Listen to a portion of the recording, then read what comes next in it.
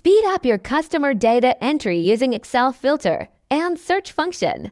Just type any keyword and the data will automatically be filtered. Customer details are also automated using Excel VLOOKUP function. Come and join to learn this simple Excel trick.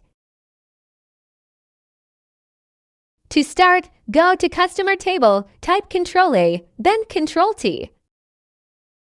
On cell F3, type this formula. Let's review the formula.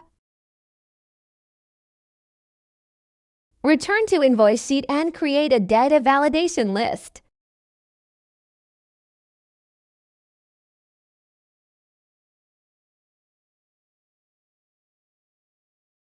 Add a hashtag on its last formula. Return to data validation and uncheck the error alert. We have now created this amazing customer data entry form. Like, share, and follow for more tips.